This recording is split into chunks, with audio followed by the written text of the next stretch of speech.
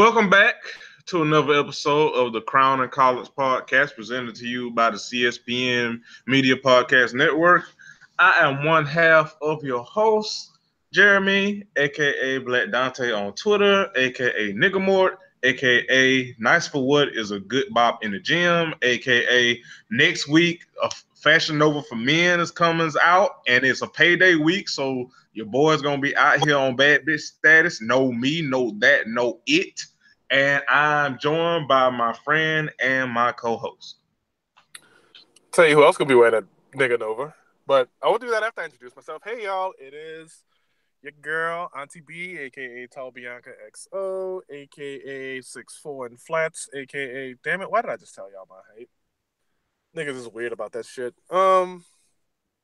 AKA you will probably be joined by one Mr. Delivered in your nigga Nova attire. All right. I feel like that's a thing he's gonna like. Today's show is brought to you by American Deli, Atlanta's finest chicken wings. Yo. What's up? Yo, I was just gonna say for the listeners, like we were pre-gaming, and I did not know this until I Google mapped the shit, but there are only 11 American delis in the Metro Atlanta area. But when I mean Metro Atlanta, I mean around within the perimeter of the city, from like 75, 85, 285, that shit. It's only 11 American delis in Metro Atlanta. I did, and most of them all on the east side, and I did not know that until two of them are in Duluth, 8 minutes apart from each other. Correct. So them motherfuckers are practically neighbors. So good luck, everybody. We got off on this tangent because I hadn't had American Deli in so long, but we got on that tangent pre-games because I have a craving for some fried catfish that I haven't had in quite some time, and we just went off on that tangent. But I did not know that there were only 11 American delis. But it makes sense because first of all, there are so many places to eat in Metro Atlanta. Like it's so much shit. It's so much. But the thing about the so much is that a lot of it closes. There's a lot of revolving door going on with like the food industry in Atlanta. Every time I go back, there are like multiple places that I look forward to going that don't exist anymore, and I'm having to find new favorites, which I usually do, by the way. Right. It's like as soon as something opens and it's good and you can want to go there consistently, then it shuts down. Like up the street from me, there was a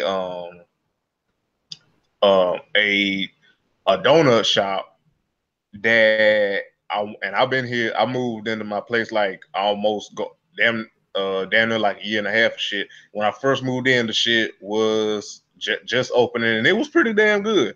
And I want to say that shit only lasted maybe 2 months at best. And that shit now is a soul food restaurant. So, good luck, everybody. Which is good. Soul food was good, but it's just so much stuff opens, closes, revolves. But that's kind of the market, especially with a metropolitan city and so much shit. So, but but anyway, we didn't mean to get on that tangent. But you're listening to a CSPN Media Podcast presentation. You can go to our website, CSPN. Excuse me. CSPN, go ahead, finish it on. I got it. CSPN.us/sponsors.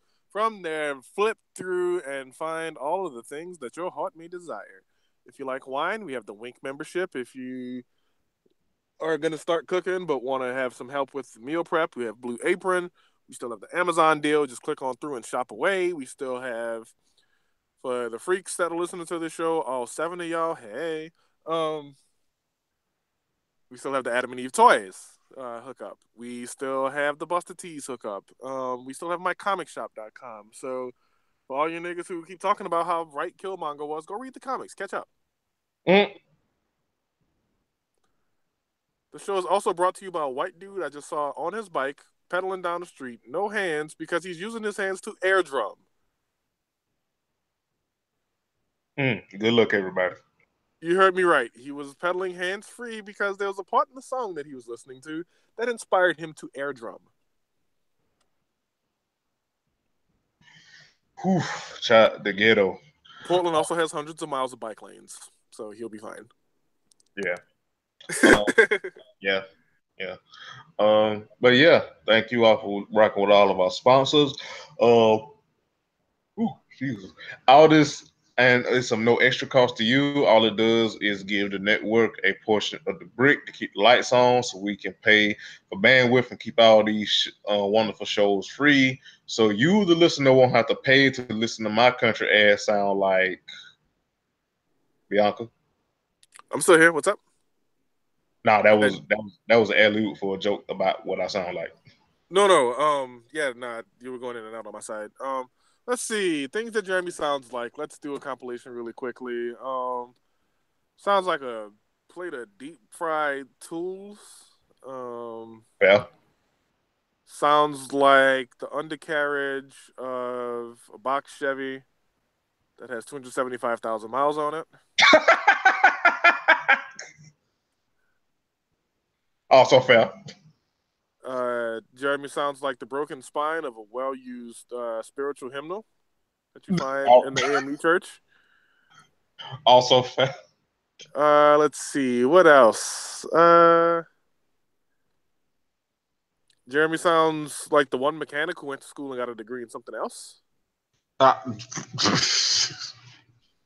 That's fair. Fair. Very fair. One more. One more, then we'll move on. Jeremy is what it sounds like when you get a quote on the cost of your car that is much more than you expected.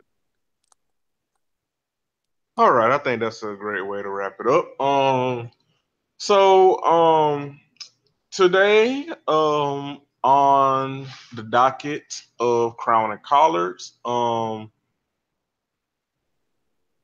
I guess we go ahead and get this church announcement out the way.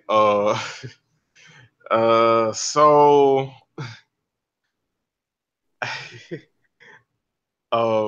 if you haven't seen on the CSPN Media page on Twitter, our boss man and CEO Classic will be stepping down soon, and effective, I think in the press in the email it was on July 1st. He will be stepping down, but the network shall continue because he will be passing it down to myself and he who is Don De Laurenti as co-owner and CEOs. I'ma just go ahead and say, good to hell look everybody, because I don't know what the fuck I'm doing, but I'm flattered, I'm honored, I'm humbled, I'm nervous as a motherfucker, and I just want to say thank you to Classic for taking me and Bianca on when we were doing this shit independently, and adding us to the network, and the many people that we have connected with and networked with and podcasted with. When I had this idea to start a podcast, I had no inclination that this shit was going to be as successful as it has been. And I just want to say thank you to Bianca for our friendship and our partnership. What the fuck did I do? I ain't did shit. I'm just over here sitting pretty. That you are. But yeah, so my moonshine sounding ass is gonna be co-head of a network soon, and again, good to hell look everybody. But thank you all for the support. And we're gonna keep this thing moving.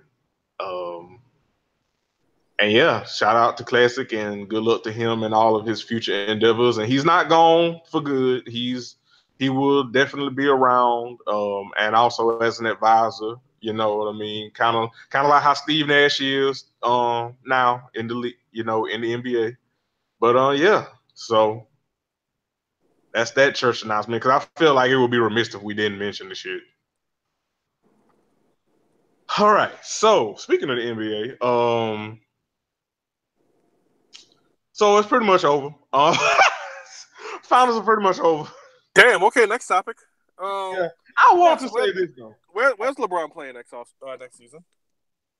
Before we do that. Oh, come on. You just got to twist the knife, don't you? I'm sorry. But this is what I want to say. The Warriors are the fuck unfair. And it is okay to acknowledge that. It is completely okay to acknowledge that these niggas are the fuck fair. Nigga. These Steph and fucking Clay were meh as fuck, and that's putting it kindly. And these niggas still won. They won by multiple possessions in a game that was not clear what the result was going to be with like 1 minute left. In a game that didn't go to overtime at that. The margin of because people tried to play semantics and say that people were making excuses, quote unquote, for LeBron and the Cavs stuff. Listen, let me tell you something. The margin for error for the Warriors as presently constructed is unlike anything we've ever seen. Ever. You have to play a perfect game and hope that they fuck up in order for you to win. And it's a good chance you still will lose to these niggas. That is the definition of the fuck fair. And it's okay to acknowledge that. It doesn't mean they don't deserve to win. It doesn't. Now you can get your jokes off. I'm not stopping that. I'm here for the jokes. But it doesn't mean they don't deserve to win. That doesn't take away from their greatness. That doesn't mean they owe the opposition anything because of the fact that they unfair. But they are indeed the fuck unfair. Like if you have to play perfect in order to beat a team and you still might lose, that's the crystal clear definition of, oh, this shit is unfair. This is David versus Goliath. And unlike in that story, you ain't beating these niggas.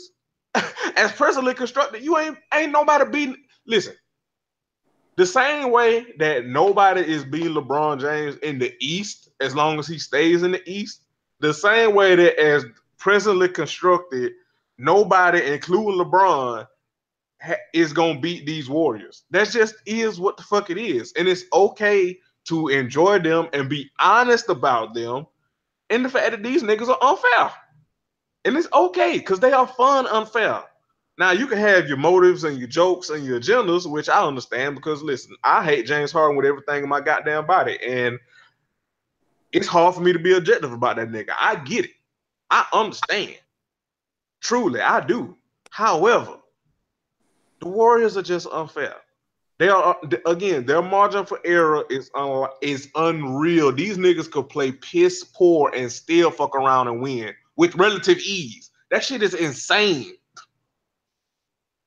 But yeah, where'd you had to add, Bianca? I ain't mean to go on that diatribe. No, that's totally fine.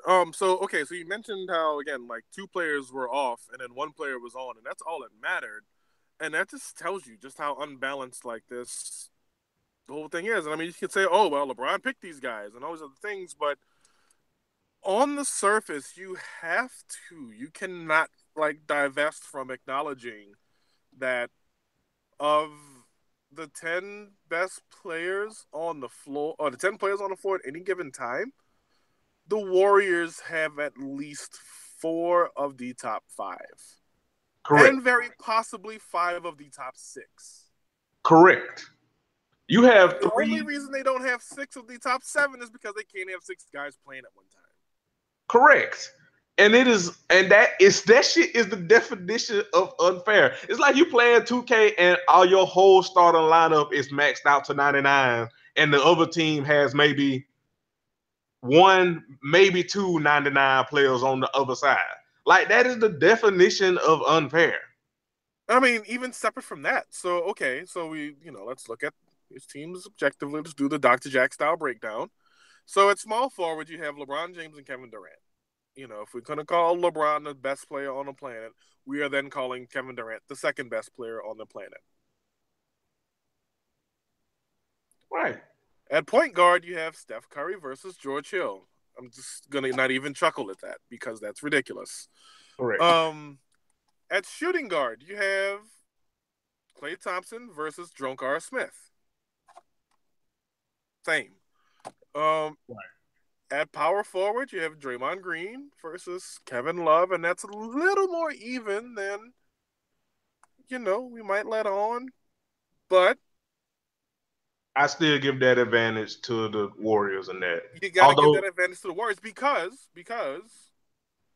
the way that Draymond helps create, because we saw Draymond average like a lot of points, and then like his scoring average dropped to like 10 points a game like last season. I don't remember what it was for this season, but the specific style of unselfish that he plays opens up the game for the first three people I just mentioned, all of whom are better or basically equal to their Cavs counterparts.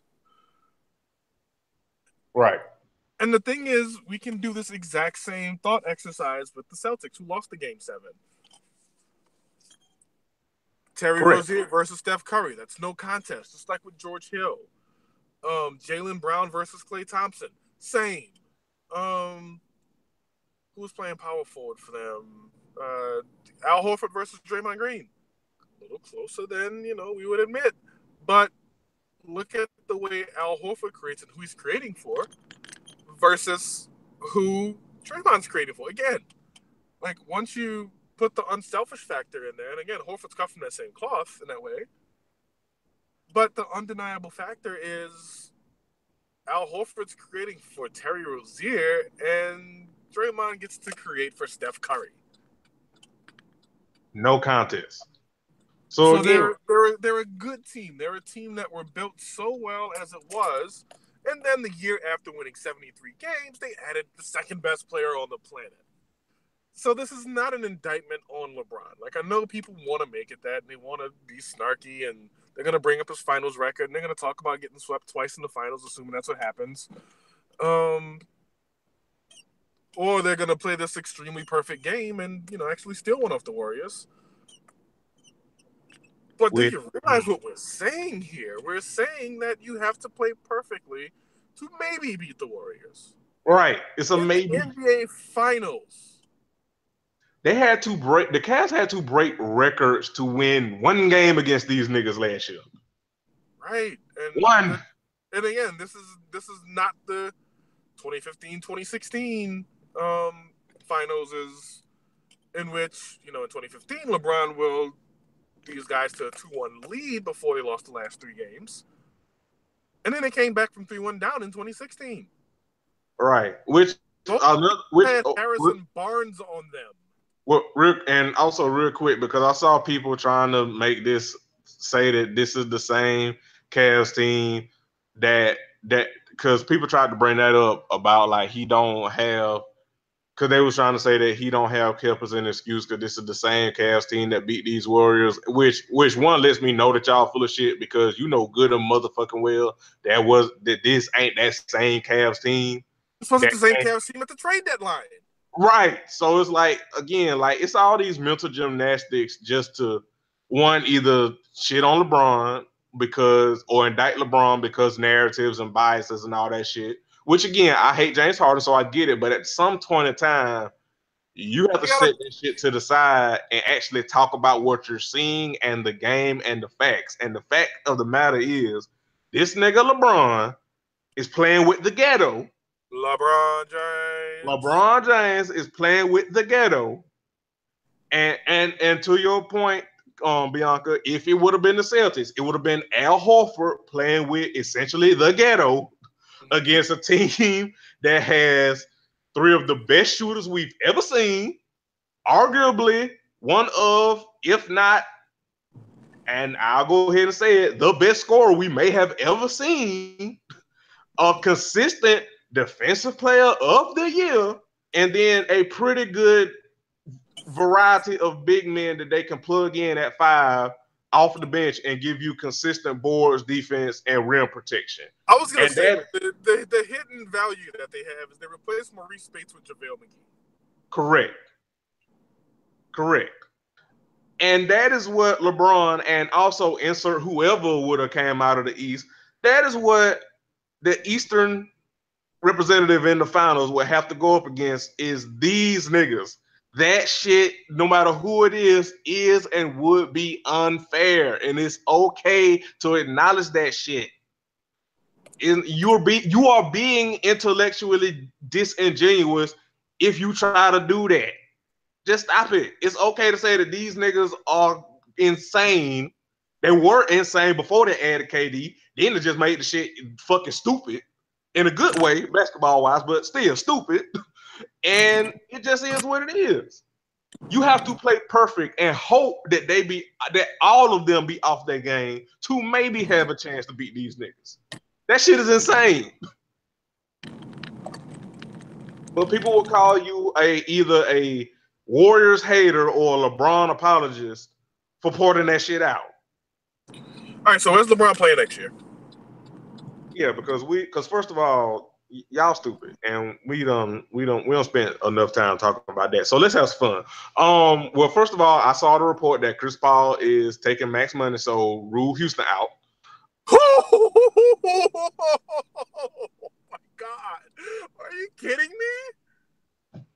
So you think that nigga going to Houston?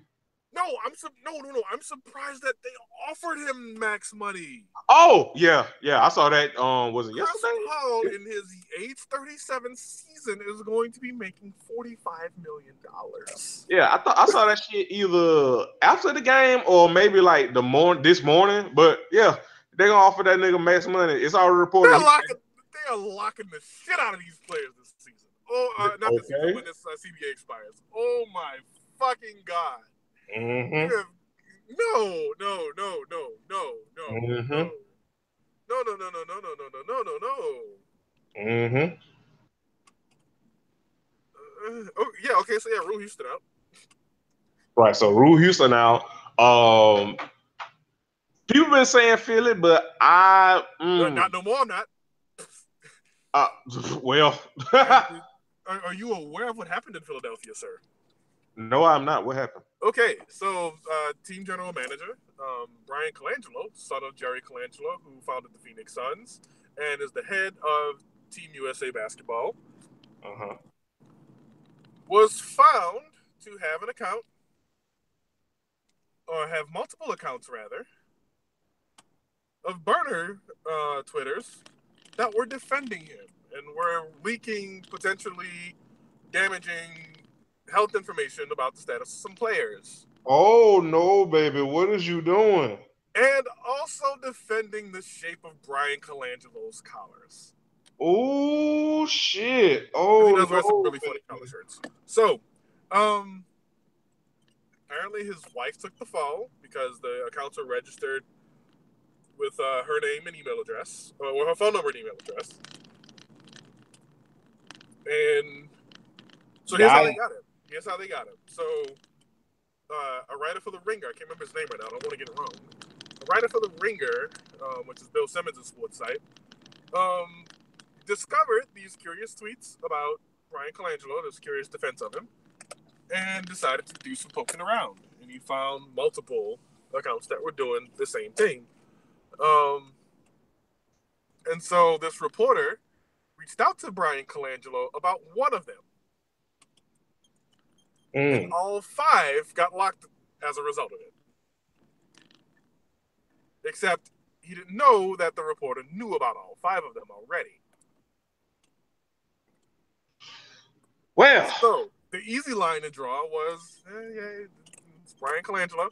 And then, he mentioned, hey, look at the registration information on the account. This is my wife's phone number and email address, which is a fair thing to say all the way up to the point where I can still tell you my ex-wife's email address and phone number, like by heart. Yeah.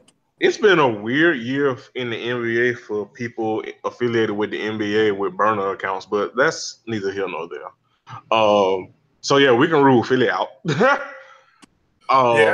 Philly's off the table, and not to mention Philly has a point guard that can't shoot. That's true too. So there's that also. I don't think he's going to LA. let's talk about that a little bit. What does LA have? LA has The ghetto. If they were that yes, if they were to do a sign and trade, for example, which I don't know the viability of that with the new CBA, but in the event they were to try a sign and trade, LA does have multiple parts that they could send to Cleveland, and no, this would totally be 2 nickels and a couple pennies for $1 at best. Because we're talking about young prospects here, and the pathology of the young prospect is we don't really know. So there's that at least. The Lakers also curiously have Isaiah Thomas, and he and LeBron James, we saw that month went.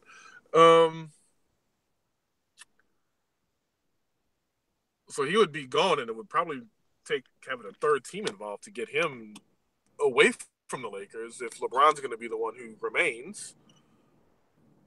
So yeah, the Lakers suddenly don't seem very likely unless IT is somehow shipped away in a separate deal or something.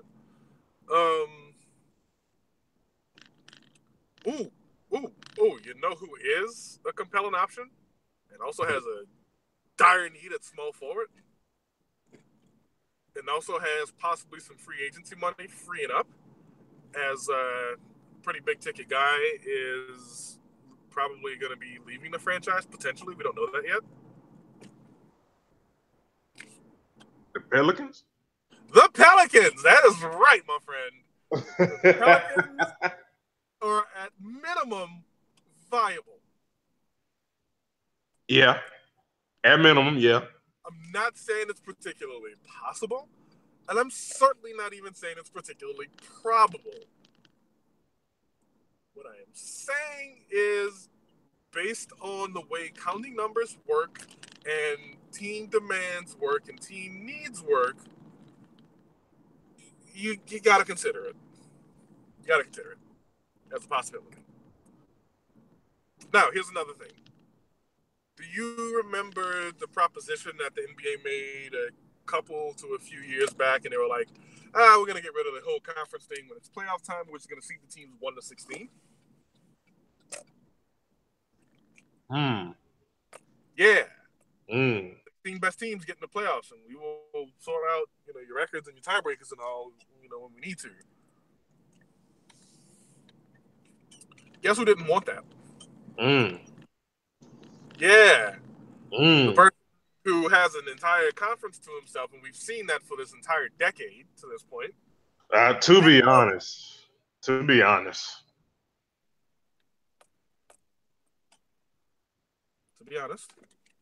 I mean, the nigga, he's basically been this nigga's playground, but Right. So there's that tie-in, and again, he's involved. I mean, Chris Paul's the president of the Players Association, but he's involved in all of the discussions that they have and everything.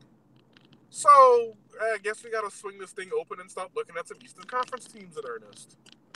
Like, I don't know, the Miami Heat.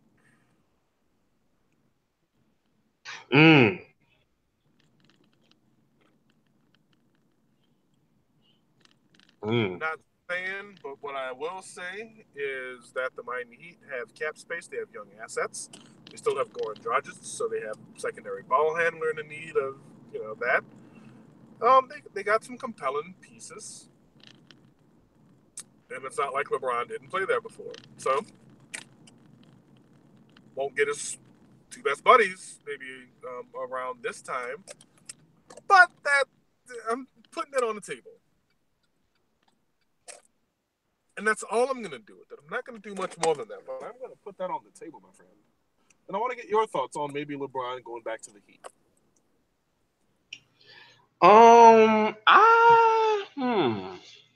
The Heat who went to the playoffs and made a little bit of noise, by the way.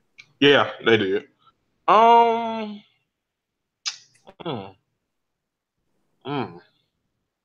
That would be interesting because that would be interesting. Him going back after going back. Right. I mean, so it's like, damn, nigga, you only know 2 cities, Cleveland and Miami, and arguably you have fans from both franchises that hate you. So it's like, goddamn. I personally, and maybe this is just me. And listen, y'all can drag me for it. I get it. I honestly don't think he leaving Cleveland. But if he does, I wouldn't be upset about him going back to Miami. Oh, So I have to ask you this. So Miami is a division rival of one of your favorite teams. that is correct. I would not be mad. I would not be mad. Because, I mean, well, first of all, child, the Hawks trash. So, I mean, No, no. What I was floating out was, what if LeBron was like, "I got broads in Atlanta"? Listen, okay, I listen. mean, what the actuality of that lyric would be more like, LeBron is married to Savannah. Yeah. I'm sorry. I'm gonna shut up. I'll shut up and listen. No, it's fine. Listen, on the off chance that nigga came here, listen, let me tell you something. Sports have been dead to me for a very long time. But listen, let me tell you something. If that nigga came here, I will be the biggest goddamn Bronze fan stand, whatever the fuck you want to call it. I will. Well, no, I'm gonna say something crazy. I will save coins to go see that nigga play and buy his jerseys and shit. But the actuality of that happening is a snowball's chance in hell. But that's a fun thing to throw out there. Think about all of the songs that Sir Foster would begin to play and even make up maybe if LeBron found himself here. Yo, because that would be combining two goats. Because Sir Foster is the goat, Yes. and LeBron is the goat. Debate your, I said it. Debate your uncle with the two front missing teeth. Um, so yeah, that would be interesting. LeBron will finally have some help because again, Sir Foster is the goat. So I don't, it's a fun possibility. It's fun to throw out there, but in reality, that shit ain't happening. But yeah, I listen. I just to me, I can't see LeBron leaving the East for whatever reason, and maybe I'll be wrong. I don't know what the fuck is gonna happen, but I just can't see that nigga leaving the East. Yeah, no. So let's see. Places he won't go. He won't go to Chicago. He won't go to Indiana. He won't go to Milwaukee. He won't go to Toronto. He won't go to the Knicks. Sorry. He won't go to the Wizards again. Sorry. Yo, did you see that John Wall is walking cornrows now? Let's see. LeBron won't go to the Magic. I love how we didn't even acknowledge that. LeBron will almost certainly, like, we can guarantee he's not going to be a Charlotte Hornet because Cheese Eyes owns the Hornets. God, who's left even at this point? Did you see that rumor that he in talks with the Warriors? Yeah, I saw that. It's difficult for me to put any real Stock into that. Yeah. Now you really want to talk about an even more unfair team. But if LeBron goes to the Warriors, I would have to stop slandering Kevin Durant. I don't want that. Because I don't know if you saw it, but he was giving the post game interview last night, and that boy Beads was boosted. Ooh. them little beady bees was going off the henny. Ooh, Lord. He was looking like who got Bob and didn't finish the job. Okay, so continuing. Speaking of henny, you had one job, JR. One job. Yeah, well, I mean, the ghetto. The ghetto. LeBron is certainly not signing with the Brooklyn Nets. I don't see it happening in Detroit just because they just fired Van Gundy. So I think I named the entire East at that point. We talked about Philly already. We talked about Miami. We talked about Boston, kinda, because they don't. I mean, like I said, we kind of talked about it. and they have pieces that they could send to Cleveland. I don't know if Cleveland would be all that willing to part with LeBron for said pieces. Because again, I think in that case you would have to do a sign and trade, just like when he got to Miami in 2010. Make the money make sense. But yeah, of all the teams that didn't make the playoffs, none of them are viable at all. I threw out the Atlanta thing because you live there and you're a Hawks fan. But I didn't throw that out there because I felt like, oh yeah, LeBron's considering the Hawks. Sorry. That's fine. Yeah, and again, we can if he goes to the West, I'm just ready to be surprised by that. I don't even want to speculate about these teams because, there's the Clippers, there's Portland, and Portland, living here, it's cute. There's all these little stickers because Adidas and Nikes are headquartered out here. So they get these really cool ad pushes, and there's all these tag stickers, on utility boxes and signposts and shit like that say, "Hey LeBron, Dame needs a third option in Portland." Speaking of Portland, did you see CJ McCollum's tweet? Shit, which ones? Yes, all of them. Yes. He is. Yeah, CJ McCollum, let me say this about him. He's a journalism major. He knows the game. He knows how to go after these dudes in the ways that, lead you to, walk out of a terrible interview with your head held high. Yeah. Oof. The ghetto. So, speaking of the ghetto, so in other sports news, do you want to talk about the White House fiasco or T.O. first? I think the T.O. thing we can get off quickly. So let's go there. Terrell Owens, on his fourth or third, I can't remember what number we're at now, season of eligibility to be elected to the Hall of Fame, has been elected to the Hall of Fame. And despite that, he doesn't want to be involved in it. He just wants to be elected and have that be the end of it. And, I get it. I didn't fuck with T.O. a whole lot during his career. He was always kind of a head ass to me in ways I didn't necessarily rock with or adhere to or appreciate in others. But they spent years dragging that man through the coals for no good reason in most cases anyway. I mean, he had his little way of being snippy with his quarterbacks or whatever, but yeah, the media made him out to be something else. They would, they wouldn't call him the N-word, but you could tell he wanted to. Yeah. You know how that face when white people want to say the N-word, but they don't want their ass whooped, and they look.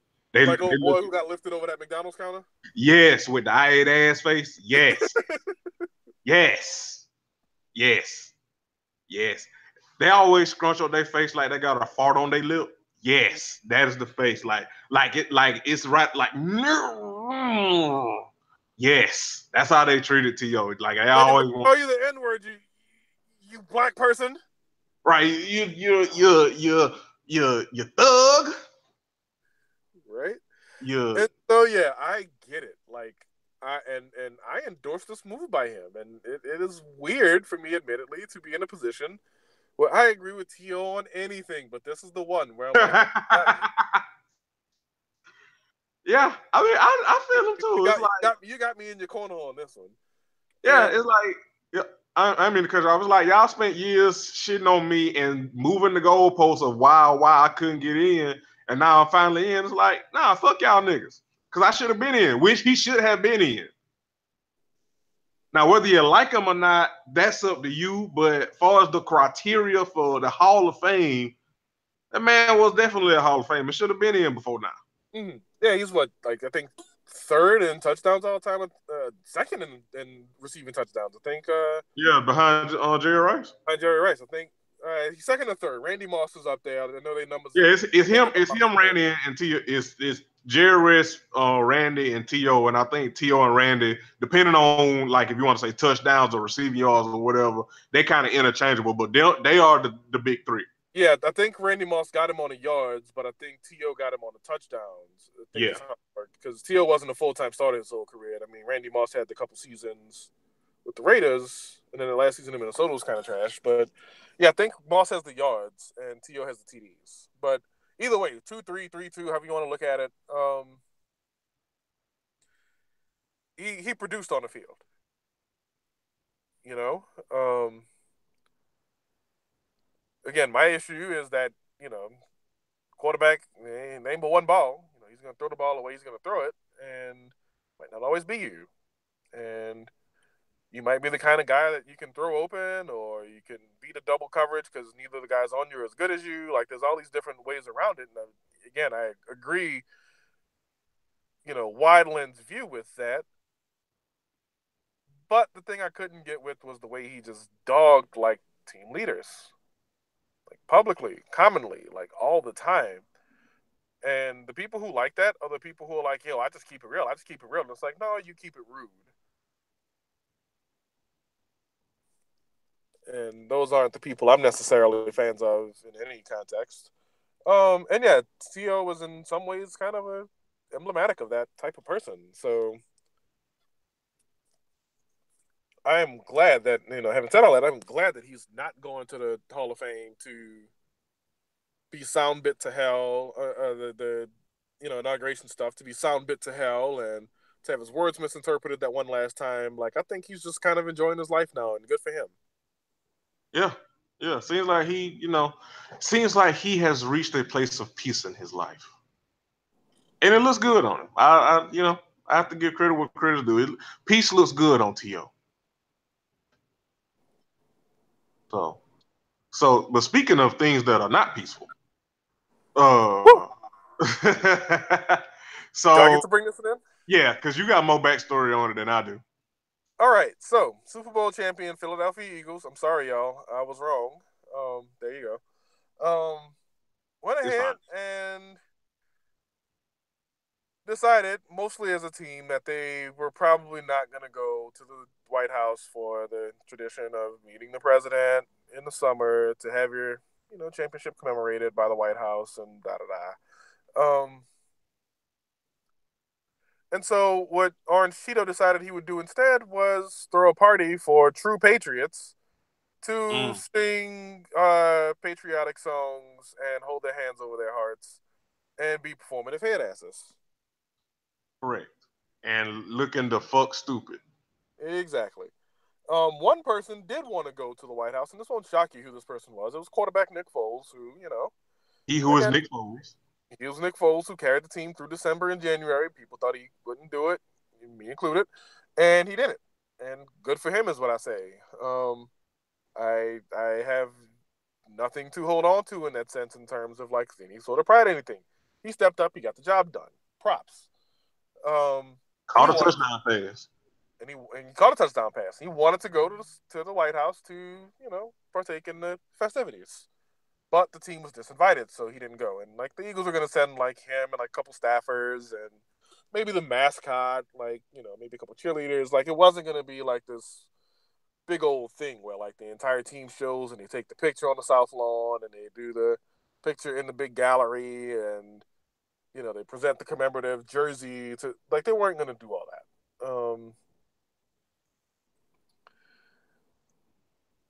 So some emails went out. Always check the emails. Emails went out, and it was to White House staffers and like DC area staffers and other people with various government jobs were sent these emails, told to come to the White House lawn at such and such time for this event having to do with what we're doing for the Philadelphia Eagles or not doing for the Philadelphia Eagles. Instead, we're throwing a party, for the Patriots of this great country, not the New England Patriots, but the Patriots of this great country. That's an important distinction. And there were people just kind of milling out on the White House lawn, chilling, enjoying the lunch break. They out of the office, things we can all support as people with office jobs or had office jobs in the past. And Philadelphia sent a beat reporter there. And that reporter asked 6 people at random if they could name the starting quarterback of the Super Bowl champion Eagles who were being celebrated that afternoon. Jeremy, can you tell me how many people knew what that quarterback's name was? I'm gonna go with 0. You are right, my friend. None of them got it right. Ooh, None of them knew who Nick Foles was or that he was the quarterback of the Super Bowl championship winning Eagles. Looking the fuck when you do clownery. When you do clownery, my word. Looking the fuck stupid. What is the number one rule, Bianca? But have me out in these streets looking like a dumbass. There you go. And my word, what a shit. And you know what? While we're here, speaking of looking the fuck stupid, shout out, and I'm saying that with all of the air quotes, obviously, and all of the sarcasm. Shout out to Fox News for using their propaganda and ended up looking the fuck stupid. Because that man that white folks elected did pull that stunt. Fox News has decided to try to use this as their propaganda for the players that are the Philadelphia Eagles are anti-patriot, blah blah blah, because they were because of the anthem protest, and they started showing footage of the Eagles players kneeling. But come to find out, it wasn't them kneeling during the anthem or the protest or whatever. It was them kneeling and praying like pregame, like way before the game was even started, like doing like drills and reps before the game and shit. Right, and like one where like they dropped to a knee because like a player was hurt or something like that. Like right, that's what teams do that on both sides. Like the guy gets hurt and they need to send the trainer out and like the stretcher and what have you. All the players go to their knees because again, kneeling is seen as a sign of respect and of deference. And I say this, I just watched like I'm about to grab some food in a little bit once we're done podcasting. I just watched 3 Navy men in their summer whites walk out of this restaurant. And if I weren't doing this, I would have asked them what they thought about it. And I'm pretty sure they would say, hey, like Colin Kaepernick spoke to Nate Boyer, who was a serviceman just like we are. And his recommendation was for them to kneel instead of just sit down and just be, posted up chilling while the anthem's going on. Which, by the by, some players did do. Some players did just decide to just sit down and chill. You know why I'm here. Mm-hmm. So the notion of the kneeling being turned into the bad thing really kind of came to a head when a member of the Eagles, safety Malcolm Jenkins, who's been involved with protests in the past and for a little bit was starting to say some things that made him sound like the police. But yeah, he was looking funny in the light. But he had a press conference yesterday in which he said nothing at all. He used signboards to make his points. And the biggest point, the foremost point that he made most often was you aren't listening. Correct. I mean, at this point, it's so. I mean, I guess we could talk about it while we're here, just a little bit, because we got more to talk about. The whole anthem shit, like it is so far removed from the original point of what Colin, Neil, sat, whatever the fuck in the first place. Like we are so, and I mean the collective we, not the individual we. We are so like far removed from that shit, which honestly is by design because that's what they want. Like they want to focus on the act itself and the bullshit around that, and like you just said, like Michael said, like not listening, like which is on purpose because they don't give a fuck, and white people, this is on y'all. Get your people. Those are the few of y'all that got sense. You need to get your people. They don't give a fuck, and they ain't never gonna give a fuck. And at best, they'll act like it's like both sides or whatever. Which that's performative impartiality or performative objectivity, Mm-hmm. where you try to act like two things are.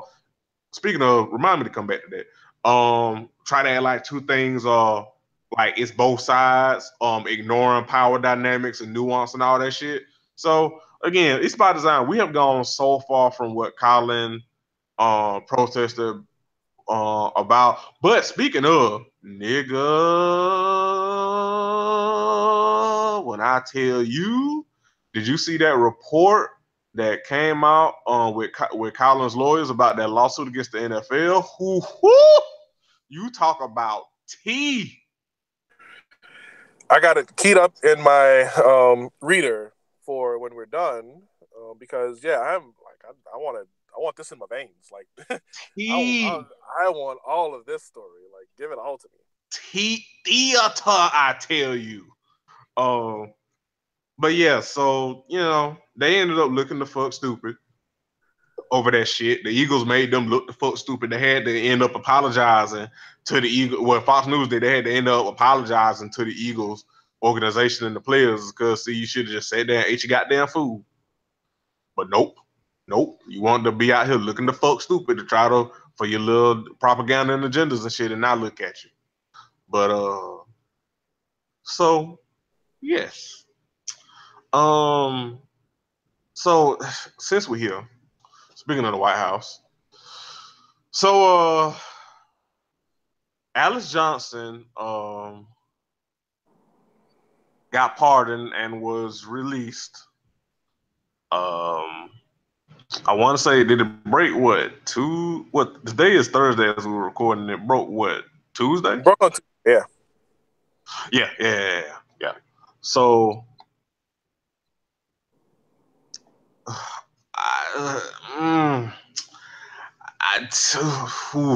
okay, so let me say this. Because I mean, okay, so it's several things that work here, right? One, it is good that Alice got pardoned. It is great that she is coming home. It's great that she will be with her family. It's great that she will be with her loved ones. It's great that she will be free. Totally great, totally fine. That is good. And I don't want to say but.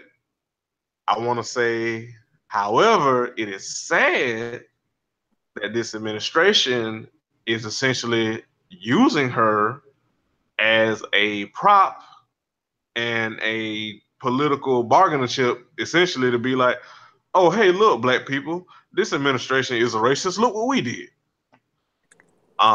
That's another part of it. The other part of it is that this story really got attention because Kim Kardashian had an interest in this woman, and from her accounts felt connected to it. And you can feel how you want to feel about that. Either way, I'm not here to tell people how to feel or shame people about feeling a way about that family and about Kim, because and especially in black women's case, I think we have to be honest, because people like to say, well, y'all just hate the Kardashians for no reason. And it's like, that's being very disingenuous. One, because that family is annoying. I mean, let's just call a spade a spade. Like, the family is annoying as shit. Mm-hmm. Two, it's kind of that thing where we're playing revisionist history, like how people were playing revisionist history about like the treatment that Serena Williams got on the internet, like in the past, and Kelly Rowland. Yeah, and Kelly. Listen, that day y'all got on my nerves. Even people that I love and respect, because if y'all weren't playing, y'all niggas was lying. Y'all niggas was lying like y'all was lying, and I love y'all. I love us for real. But if y'all weren't lying, and if y'all weren't taking shit out of context and not reading, shit, Lord. But before we get off on a tangent, because now the timeline definitely was the ghetto that day, because my Lord. But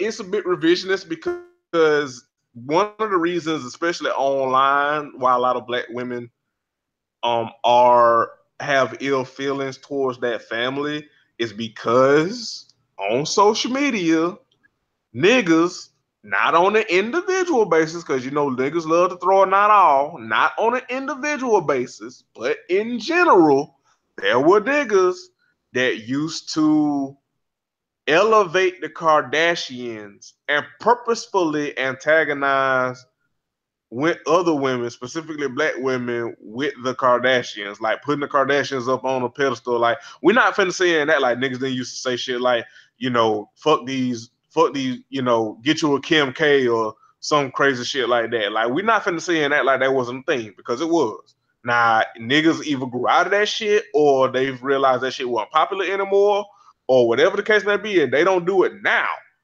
We not finna sit here and act like and be disingenuous and act like that shit wasn't a thing. So that's another reason why, you know, a lot of people in like I said, in particular black women, don't really see it for the Kardashians, because niggas would use them as kind of like this. They're like the lightning rod, so to speak. Yeah, yeah, yeah, yeah. Thank you, Bianca. I was trying to find the word for it, but yeah, thank you. Mm-hmm. So that's another part of it, right? And then, you know, and especially lately with all this shit with Kanye and Kim losing her mind on social media, defending that nigga, which honestly I still maintain that was Kanye tweet for her phone. To be perfectly honest, It was. I'm reasonably certain at least that first weekend was exactly that. Yeah. So like, it's reasonable for people. First of all, Beyonce don't like them, so that's reason alone for a lot of people, and especially a lot of black women. It's like, look, my queen don't like that bitch, so I don't like that bitch. Okay, so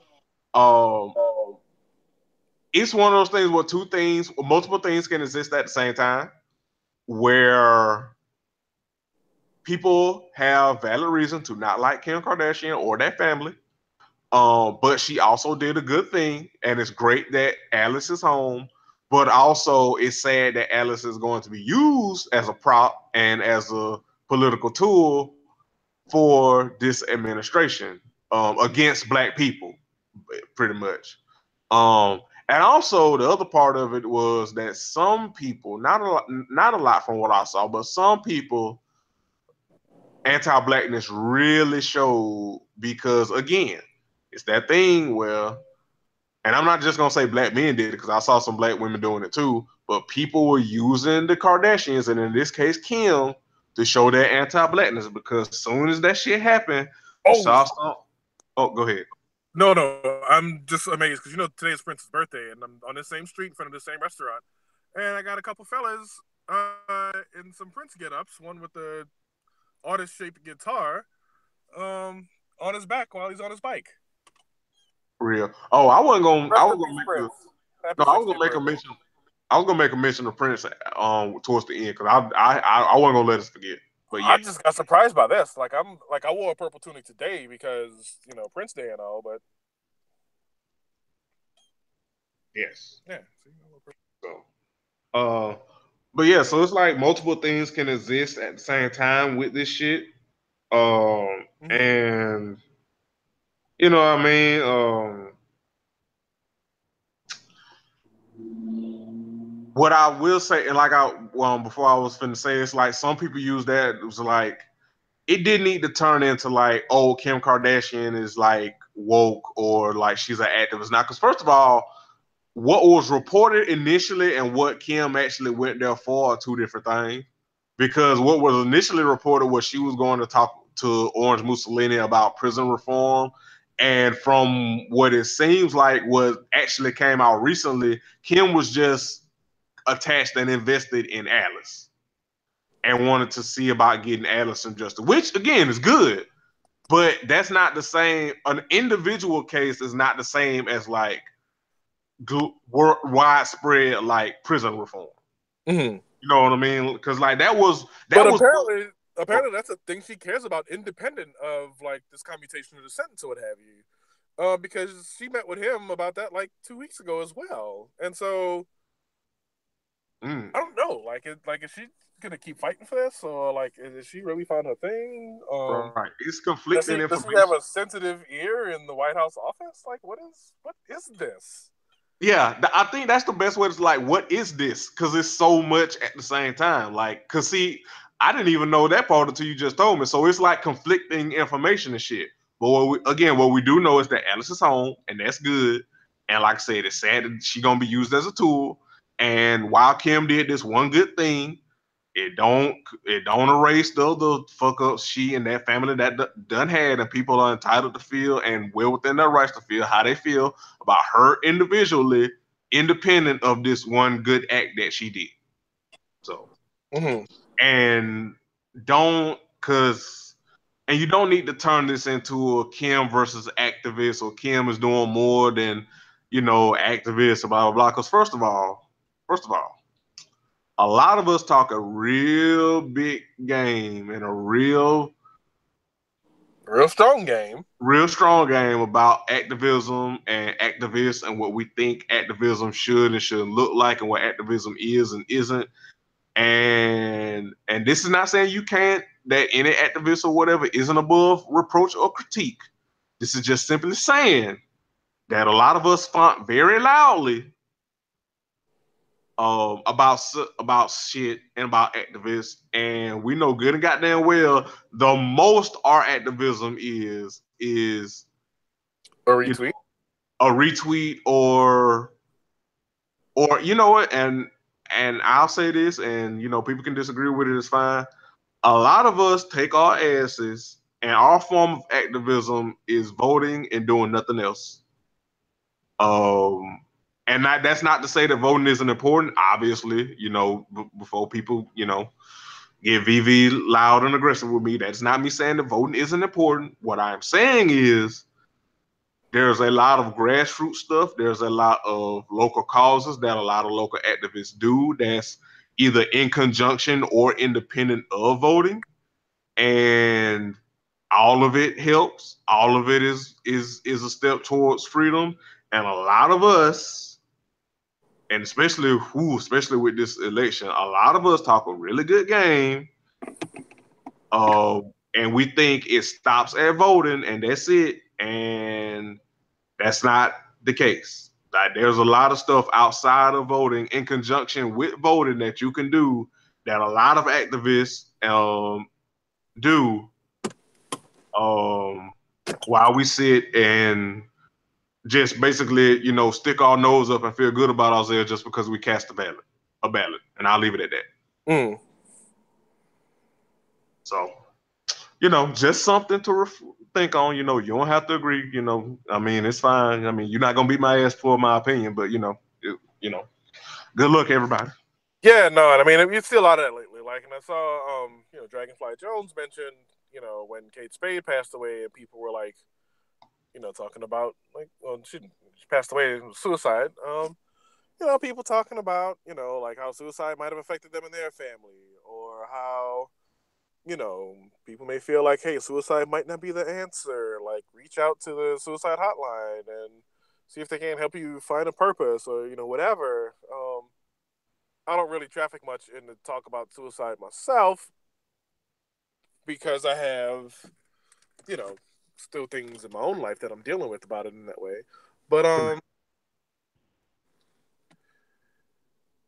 there were people like hipsterfying like the notion of supporting like those who may be feeling suicidal, where it was like, yo, someone posts a hotline and they're like, oh, look at you, fake Karen, and it's like, can you get the fuck out of here? Like, can you take that shit and take a long walk the fuck away from like any social media with it, because that's ridiculous. Yeah, a lot was happening. That listen, when in doubt, shutting the fuck up is free, and I do that a lot. Now that don't mean I don't carry on when I want to, because I do. However, shutting the fuck up is shutting the fuck up is a form of self care for yourself and others, and it costs you nothing. And especially when you don't know what the fuck you talking about. And I know I don't know what the fuck I'm talking about a lot. So again, I shut the hell up. When I carry on, I carry on. But more often than not, I shut the hell up. So, you know, um, Now, speaking of somebody that probably do need to shut the hell up. So we talked about this, I want to say a week ago or 2 weeks ago. But yeah, we got to revisit it a little bit. So XX Tentacool, um, he has been resurfaced, I want to say, in the news because the details of just how abusive this nigga is has come back to surface ever since, like I said, a couple of weeks ago, when we reported that Spotify was threatening to have a slap on the wrist in a not exactly well thought out manner, although maybe one could argue a nice gesture, but not a very well thought out one. When they decided to include XX teriyaki chicken in their hateful content policy, which they would limit how they promote his music and art and stuff. And if you recall, at the time, we talked about Kendrick Lamar name being in some shit where he was like, he would threaten to take his music down if they went along with this policy and stuff. And at the time, we were like, well, maybe it was just a misunderstanding, or maybe it was Kendrick is more mad at the policy as opposed to like just outright support of XXXTentacion. No, I'm sorry, I say his name because the joke is we gonna mess up his name because he deserves it, because fuck that nigga. XX Temecula, XX Temecula. But yeah, you can't really play that now because yeah, Kendrick is per his reps. Like, and you can't even argue the semantics of, well, that's just his reps. It's like, is it really him? And it's like, that literally is the point of reps, is to represent their clients. So you can't even really play the semantics with that shit. Because, and also it's not just him, like it's that whole TDE clique that is kind of back in XX Telephone. So go ahead, Bianca. I got an article about it pulled up, but if you just want to say anything real quick. Yeah, no, this public defending is the thing where it gets weird. I always say, in situations like this, if you want to like support, hey, like let's be a little more claro about what this terms and conditions actually is before y'all just go like throwing out the music of any and everybody y'all just don't like. I get that, but like this shit they're doing now, and I mean, I even said that when we talked about this last. I was like, I get it if you want to say, hey, like define this shit a little bit better so that we can know like what we're getting into with this whole like policy. Then yes, that's defensible. But what's going on now? That's something else. Like it's become this whole other thing where it's like, Spotify versus us, and like instead of this tacticianness that I suggested of working together. This is, hey, like you're the enemy now, and because you're the enemy, I'm going to comport myself as such, and the way I'm going to accomplish that is I'm going to tell you very openly that, like, I support this person because I don't want to be subject to the same thing this person's being subjected to, and that's where they lose me. Because I always say, when people out here caught fucking up, you can support your friend, if that's your friend or whatever, or your favorite or what have you. You can support them if you want to, but don't be out here publicly defending people who are on the wrong side of, whatever it is going on. Because, like, I read that story about the shit that XX Tapioca did to that girl, and I'm not gonna lie, I had to like read it in segments. I could not sit through it all the way in one reading. Yeah. And you know what? It's also that thing where it's like, and we say this about R. Kelly, like you can't even do the separation of the music because XX Tree Branch raps about women the way he treats women. Like, so you can't even do the separation of art and music. Like he literally, because a lot of rappers rap about treating women bad and stuff, and that's kind of like the nature of rap. It's problematic by design and stuff. But some of those rappers, well, a lot of them actually, while they rap a good game, they don't live that game. You know what I mean? It's like, even though he lost the beef, it's like what Drake said initially about Pusha T. It's like you are an approachable guy. You really aren't out here selling drugs like you say you are. But with XX Terrible Sleeve, that nigga raps what he does. Like he raps about beating and mistreating and doing all types of stuff to women, and then the art imitates the life. Like the nigga, like you said, like that story about what he did to his ex-girlfriend, like that shit was hard to stomach. And like you can see the pictures of her. Like there's a GoFundMe for her like medical expenses, I think on Twitter right now. I think I retweeted it the other day.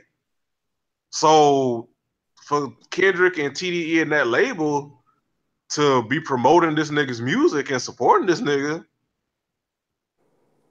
you can't argue the semantics of how trash that is. You just can't. You could try, but you'll be looking the fuck stupid. But again, don't be having me out here in these streets looking like an idiot. Don't be having me out here looking the fuck stupid. So,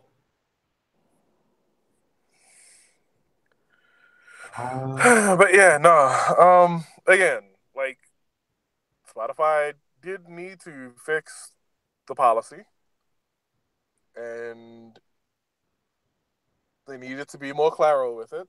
And the artists were not wrong to ask for that clarification. But again, you can't defend what they're doing now. Instead, it's indefensible. And so, I don't know. Like, where does that leave us?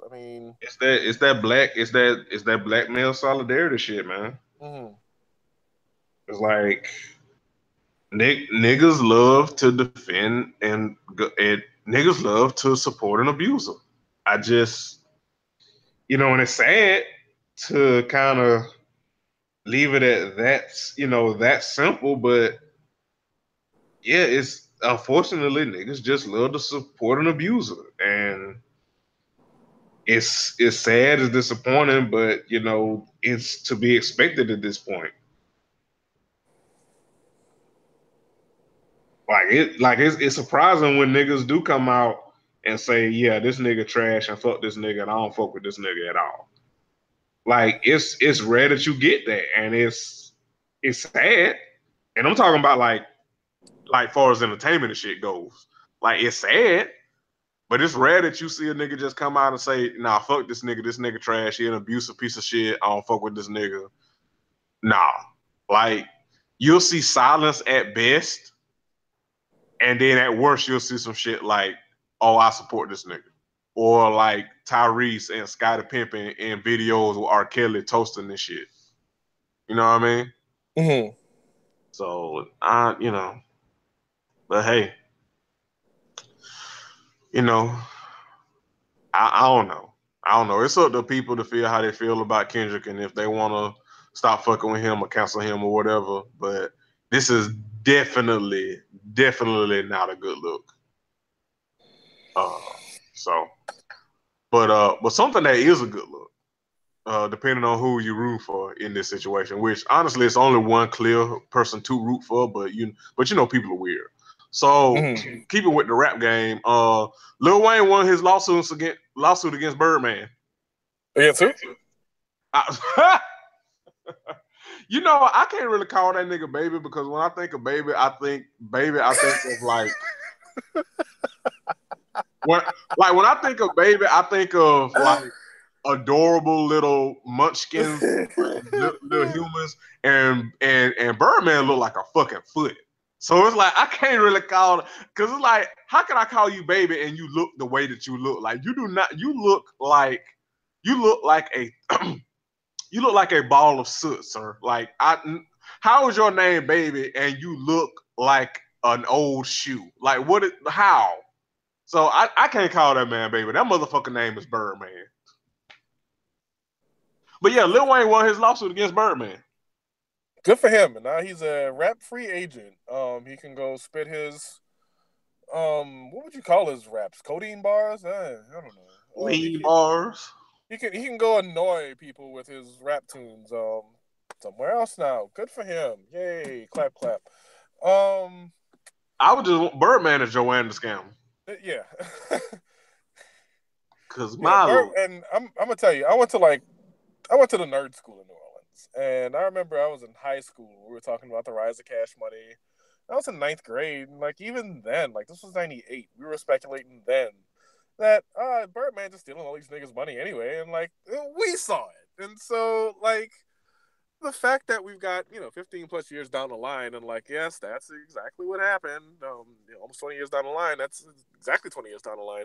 That's exactly what happened. Birdman was stealing these niggas' money, and finally somebody got it off him. So what is it? Carter 7 or something that he's on is apparently going to be released through some company, and then he's free to do whatever he wants to do, like legitimately. Um, can I say I didn't miss him that much? That's fair. Fair.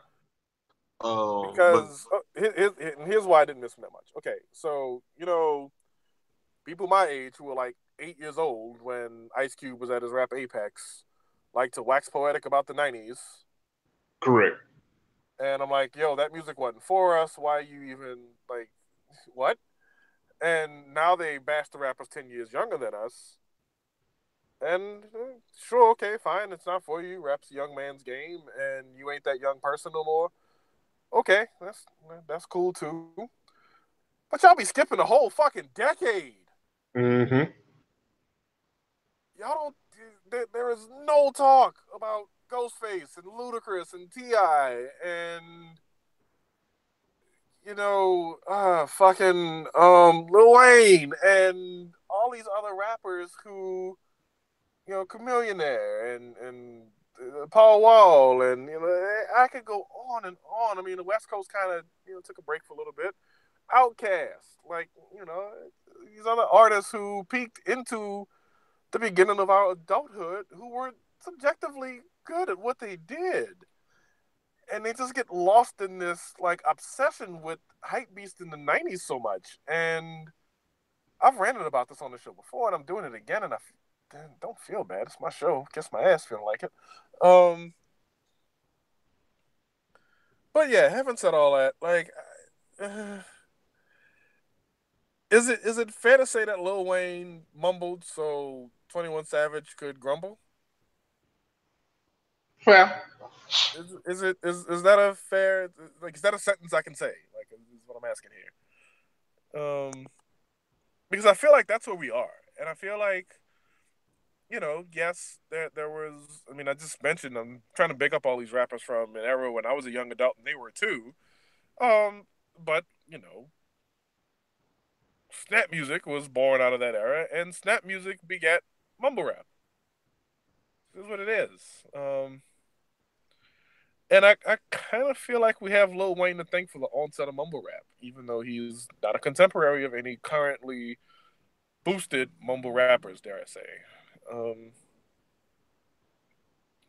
which again is my really long-winded way of saying that I could take or leave Lil Wayne, and if you wanted to leave him, I am okay with it. Do not need another Lil Wayne album. I don't need any more mixtapes. Maybe a feature here and there. That's it. well, Like I said, good for him and all, but you know, well. That is definitely fair. In your prerogative. I would say this nigga won $10 million because he sued Birdman's Cash Money Records to have his record deal tossed.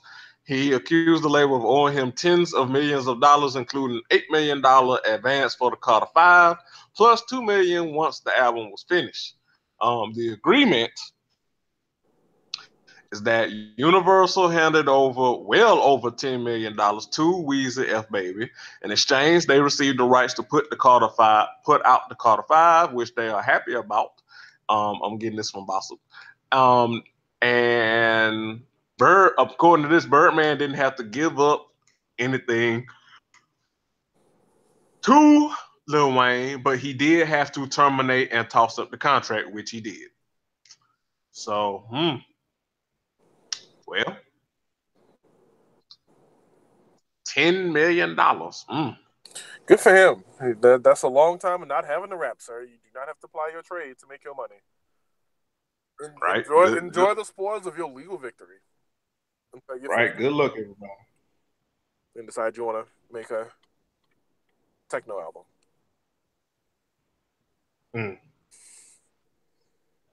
Easy. Nope, not gonna go down that rabbit hole. So yeah. Because so wait. Are you wanting a Lil Wayne album? No. I have to ask. I know there's an ocean of gray area between us, but like, is that what are you like England kind of semi secretly for, like the Carter 9 to drop? The Carter 9, but nah. Okay, I just had to ask. I again, aspersions with that question. Good, just wanted to know. Now, good luck to Lil Wayne and good luck to anybody that wants to hear Lil Wayne in 2018. No shade. It's just not me. I'm not that person. I don't want to hear Lil Wayne in 2018. But again, good luck, everybody. So I think, okay. So it's Prince's birthday because we've been going on kind of long, and I got to get my black ass up in the morning. So one is Prince's birthday. As you're hearing, because we're recording on Thursday, and it's Prince's birthday. So R.I.P. the Purple One. I've been playing Prince on and off all day. That got me through work because y'all know I hate my coworkers. Never forget the shade that Prince threw at Trey Songz when Trey Songz fucked up Purple Rain in front of him at the BET Awards. Never forget. I had to bring that tweet back. First of all, I didn't know that tweet went that goddamn viral because I had muted it until today. Jesus Christ. Jesus Christ, you motherfuckers had my missions destroyed over that goddamn tweet. Jesus Christ. And that shit was at like 24,000 or some shit. Like, what the fuck? Jesus. But anyway, so I had to bring that tweet back for today in honor of Prince. Rest in peace. Because Prince probably was down there shading all of us, to be perfectly honest. Even people that love him, he's probably looking down at us on a cloud and like a robe and some auntie slippers, just like peasants. Because that's just who Prince was. He was the purple one. He was unreal. But yeah, rest in peace, Prince, and happy birthday. Also,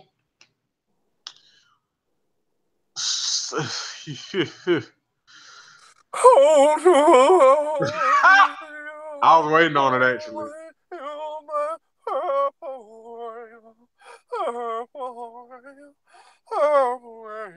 That is a great segue actually because Trey Songz sounded like the ghetto, and listen.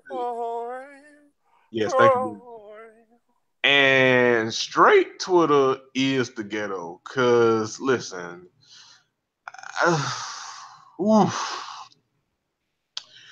you niggas, hashtag y'all if it don't fly, let it fly. Niggas, right? But motherfuckers on Twitter or social media, y'all straight Twitter, like y'all in these goddamn arguments about dates and now this quote unquote predate shit. Like, every day we stray further from God's light. I just want to know what the fuck be wrong with y'all. Again, hashtag y'all. What the fuck is wrong with people? Y'all are not the fuck okay.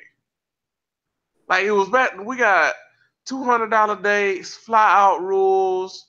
Now we got $50 dates. Now we got pre-dates. Now we got, can you make your man a plate? Redux. Listen, this is not to say that people of other, identities and orientations don't have dating woes and problems, but listen, let me tell you, straight people are the fucking worst. Like, what the fuck is wrong with y'all? Like, and I try not to be condescending or rude, but I just be like, do y'all have interactions with humans? Like, in real life? Like,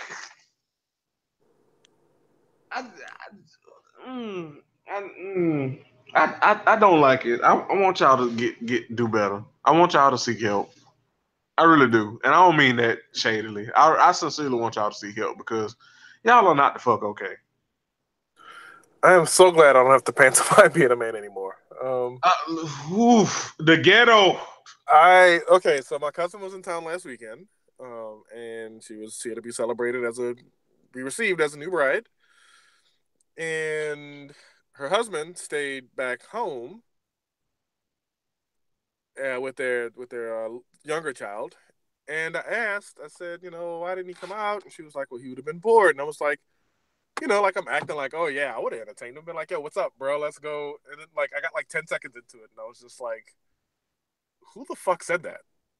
Uh, And from there, I guess you could pop the fan all the way out and go, who was that person when it was me? Like it feels like someone else did all that shit, and I just happened to be there for all of it. So yeah, woof. Okay. Um, yeah, y'all can have it. Y'all can have y'all little $50 dates, and y'all can have y'all little. Is this a date? Is this a date? Is this a date? Is this a date? Times a fucking million. Y'all don't know what a date is no more. I mean, I show up to my dates with a U-Haul because that's what lesbians do. Don't you dare repeat that joke, anybody, unless you're lesbian. Um, or identify as such, or could be identified as such. Anyway, where am I going with this? Um, yeah, speaking of dates, I went on a first date last week. This show's coming to y'all late. Yeah, I went on a first date last week that ended at the airport. That was fun. Um, let's see. Rest in peace to Kate Spade. I guess we're gonna start doing some wrap ups here. Rest yeah, in peace yeah. to This Kate wrap up Spade, time. and to Tandoori Chicken 49. Stop running away from Chief Keef. Stand up and get your little rainbow head bust if that's what it's gonna come to. Because it's not like very many people out here, checking on Tamagotchi 61 or whatever his name is. Yeah, yeah. Nobody's really out here checking for Turnpike 89. Yeah, no, I still don't know any songs he's made, which doesn't mean I never heard a song yet. It just means I don't know it, which is bad. That's gotta suck. Like, if, you've been out here rapping and you are, Turnstile 54, or whatever your rap name is, and you're out here making songs and having beef with people, you would want people to know your songs, wouldn't you? Yeah, you one would think. One would think, but I don't think, you know, uh I don't but I don't think Tabernacle '07 is really the brightest tool in the shed. So, Yeah, no, Trigonometry 43 is very much lost in the sauce, as Gucci Man would say. Yeah, yeah, yeah, yeah. Uh Trigger Tramiel is definitely not Trigger Tramiel 10 is definitely not it's not someone you would go to for like rational thought. So also Right. sidebar, why we getting these And it's not like Tempur-Pedic, 51 has much to offer in that way anyway.